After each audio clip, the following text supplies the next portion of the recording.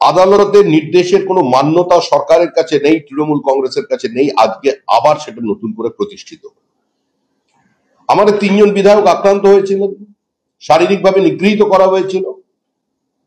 তাদের কাছে পৌঁছানোর জন্য শুভেন্দু অধিকারী বিরোধী দলনেতা আগেই ঘোষণা করেছিলেন তিনি 60 জন বিধায়ককে নিয়ে কুচবিহার যাবেন। কিন্তু কুচবিহার যাবার পথে তাকে আক্রান্ত হতে হলো। তিনি যেই কুচবিহার যাচ্ছিলেন, এটা সম্পূর্ণ হাইকোর্টের নজরদারিতে যাচ্ছিলেন। আদালতের পক্ষ থেকে বলা হয়েছিল 60 জন নয়, 5 জন বিধায়ককে তিনি নিয়ে যেতে পারেন। প্রশাসনকে নির্দেশ দেওয়া হয়েছিল যে এর সুরক্ষার দায়িত্ব পুলিশের।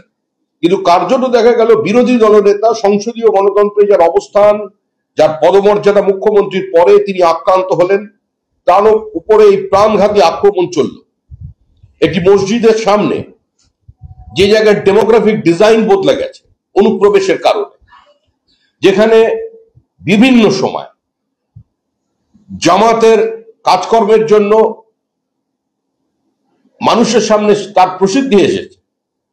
আজকে সেখানে সেই রোহিঙ্গারা, সেই জামাতিরা, শোনা যাচ্ছে তারা আজকে প্রকাশ্যে পুলিশের উপস্থিতিতে তারা বিরোধী দলনেতার গাড়ির উপরে একটা হামলা চালান। যদি সিআইএসএফ না থাকতো তাহলে শুভেন্দু অধিকারী আজকে জীবিত থাকতেন না। তাহলে রাজ্যের বিরোধী দলনেতার যদি সুরক্ষা না থাকে এবং হাইকোর্টের নির্দেশের পরেও যদি পুলিশ তাকে রক্ষা করতে না পারে, সাধারণ মানুষ বা সাধারণ বিরোধী রাজনৈতিক দলের কর্মীরা কিভাবে পশ্চিমবঙ্গে আছে সেটা আর নতুন করে কোনো বলার অপেক্ষা রাখে। আমরা রাজ্য জুড়ে বিভিন্ন জায়গায় আজকে পথ অবরোধ করছেন আমাদের কর্মীরা বিরোধী দলনেতার উপরে এই আক্রমণের প্রতিবাদে। এবং শুধু আজকের ঘটনা নয়, রাজ্যের বিরোধী দলনেতা, প্রাক্তন রাজ্য সভাপতি যেখানে যেখানে গেছেন তার 90% ক্ষেত্রেই হাইকোর্টের দরজায় গিয়ে তাদের কড়া নাড়তে হয়েছে অনুমতি পাওয়ার জন্য। পুলিশ কোনো অনুমতি দিচ্ছে না। কোভিডের সময় আমাদের সাংসদ বিধায়করা তারা নিজের নির্বাচনী কেন্দ্রে ত্রাণ বন্টন পর্যন্ত করতে পারেন। এই পরিস্থিতি তৈরি করে দেওয়া হয়েছিল পশ্চিমবঙ্গে। আজ এই মুহূর্তে এ রাজ্যে কোনো আইনের শাসন নেই। আর তার মধ্যে এই জ্বলন্ত সমস্যা থেকে মানুষের দৃষ্টিকে দূরে সরাবার জন্য তারা বিভিন্ন সময় একটা উগ্র বাংলা প্রাদেশিকতার রাজনীতি জন্ম দিচ্ছেন, যে রাজনীতি পশ্চিমবঙ্গের লক্ষ লক্ষ পরিযায়ী শ্রমিক এবং ছোট ছোট কাজে যারা নিযুক্ত আছেন ভারতবর্ষের বিভিন্ন রাজ্যে তাদের জীবন জীবিকাকে প্রশ্নচিহ্নের সামনে দাঁড় করাচ্ছে। এই অবস্থা থেকে পশ্চিমবঙ্গকে বের করে আনতে হবে। বের করে আনার একটাই পথ হচ্ছে তৃণমূলের বিসর্জন। তৃণমূল যাচ্ছে, তৃণমূল যাবে, তৃণমূল চলে যাচ্ছে। আবার যাবার আগে এই জন্য এই ধরনের আক্রমণ চলেছে। একদিকে বিজেপির ওপরে আক্রমণ করছে, মুখ্যমন্ত্রী নিজে বলছেন বিজেপি নেতাদের ঘেরাও করো। তৃণমূলের সর্বোচ্চ নেতৃত্ব থেকে বিরোধীদের প্রতি আক্রমণ করবার জন্য দলের কর্মীদের প্রতি তাদের একটা প্ররোচনা দেওয়া হচ্ছে। আর অন্যদিকে তৃণমূল কংগ্রেসকে খুন করছে বেলা শেষে। একদিকে মরছে মুসলমান, মারছে মুসলমান, যে মারা যাচ্ছে এই পরিস্থিতি তৈরি করেছে। আর অন্য জায়গায় গিয়ে বলছে বাঙালি। কে বাঙালির কথা বলছে? তৃণমূলের নৈতিক রাজনৈতিক অধিকার আছে মুখ্যমন্ত্রী মমতা বন্দ্যোপাধ্যায়, তিনি বাঙালি নিয়ে কোনো কথা বলেন?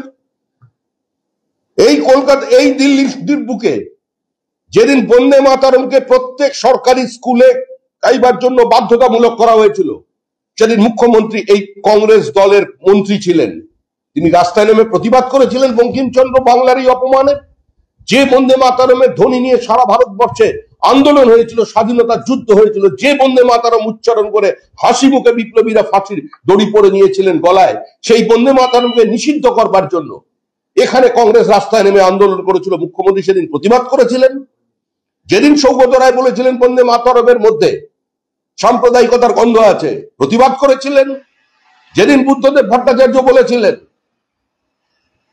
যে যে বঙ্কিমচন্দ্রের মতো একজন প্রতিভাবান ঔপন্যাসিক কি করে তিনি আনন্দমঠ উপন্যাসটি লিখেছিলেন, এটা ভাবলে তাকে আশ্চর্য হতে হয়। সেদিন মুখ্যমন্ত্রী কংগ্রেসে থাকলেও তার কোনো প্রতিবাদ করেছিলেন? তার কোনো প্রতিবাদ করেননি। যেদিন ফিরহাদ হাকিম প্রকাশ্যে বললেন যে সেদিন আর বেশি দেরি নেই, যেদিন কলকাতার অর্ধেক মানুষ, মানে বাংলার অর্ধেক মানুষ, 50% বেশি মানুষ উর্দু ভাষায় কথা বলবে, সেদিন একবারও মুখ্যমন্ত্রী ফিরহাদ হাকিমকে সাবধান করেছিলেন? বাংলার কথা বলছেন, বাঙালির কথা বলছেন, রামধনুকে রংধনু বানানোর কথা বলছেন। বাংলার ভালোবাসা, বাংলার ঐতিহ্য শিখতে হবে। আরে বিজেপি বাঙালির পার্টি, বাংলার পার্টি। যদি কেউ মনে করে দেখেন ওই ন্যারেটিভ তিনি তৈরি করবেন আর বিজেপি এই নিয়ে সারাদিন কথা বলে যাবেন, ভুল করছেন। পরাধীন ভারতবর্ষে ব্রিটিশ ইন্ডিয়ায় একমাত্র কলকাতা বিশ্ববিদ্যালয়ে প্রথম কনভোকেশন মিটিং হয়, যেখানে বাংলায় বক্তৃতা করেছিলেন কবিগুরু রবীন্দ্রনাথ ঠাকুর, আর তাকে নিয়ে এসেছিলেন শ্যামাপ্রসাদ মুখোপাধ্যায়। রবীন্দ্রনাথের কোনো প্রথাগত শিক্ষা না থাকা সত্ত্বেও তিনি রবীন্দ্রনাথদের কলকাতা বিশ্ববিদ্যালয়ে এসে পড়ান, তার জন্য ব্যবস্থা করেছিলেন। যেদিন রবীন্দ্রনাথ বক্তৃতা করেন, একটু পড়বেন, দয়া করে পড়বেন, সবাইয়ের কাছে আহ্বান জানাচ্ছি। সেদিন রবীন্দ্রনাথের বক্তব্যটা, ইউনিভার্সিটি কনভোকেশনের বক্তব্যটা রবীন্দ্রনাথ কি রাখছেন একবার পড়বেন, হাত জোড় করে অনুরোধ করছি পড়বেন। আর সেদিন যেদিন রবীন্দ্রনাথ বক্তব্য রাখেন, সেদিন সমস্ত সংখ্যালঘু ছাত্রছাত্রীরা সেই বক্তৃতাকে বয়কট করেছিল, কারণ বাংলা ভাষা দেব ভাষা থেকে উৎপত্তি হয় একটি ভাষা হিসেবে। মুখ্যমন্ত্রী তো বললেন বাংলার ইতিহাস 4 খণ্ডে বার করবেন। আলাপন বন্দ্যোপাধ্যায় ছিলেন। আলাপন বন্দ্যোপাধ্যায় বাংলা সাহিত্যের উপর তার দখল নিয়ে তো সেটা নিয়ে তো কোনো প্রশ্ন করা যায় না। তার সামনে দাঁড়িয়ে মুখ্যমন্ত্রী বললেন যে বাংলা ভাষার ইতিহাস 2000 থেকে 2500 বছরের পুরনো। এর মোটা মোটা 4 খণ্ডে নাকি হাত দিয়ে দেখালেন কেউ লিখেছে। আলাপন বাবুকে জিজ্ঞাসা করলেন কত দূর আলাপন, উনি বললেন খালি সমস্ত কিছু হয়ে গেছে, খালি প্রিফেস লেখা বাকি। কোথায় গেল সেই 4 খণ্ডের বই? এই অসামান্য আবিষ্কার যে বিজ্ঞানীরা ভাষাবিদরা করেছিলেন, 2500 বছরের পুরনো বাংলা ভাষা, বাঙালিকে নতুন করে চিন্তা ভাবনা করতে হলো। একদম বিদ্যাসাগর স্বর্গে যেখানেই তেমন চমকে চমকে উঠছে এদের আচরণ দেখে। বাংলা ভাষার ইতিহাস 2500 বছর আগে নাকি বাংলা ভাষা ছিল, এরকম একটা আমাদের বাঙালির এত বড় গর্বের বিষয়। কত মানুষ কলেজ স্ট্রিটে এখন অপেক্ষা করছে 4 খণ্ডের ওই বই পাওয়ার জন্য। কেউ কেউ নবান্নের সামনে দিয়ে ঘুরছে, কোথায় গেল 4 খণ্ডের বই? সব বাঙালি হয়ে উঠেছে রাতারাতি।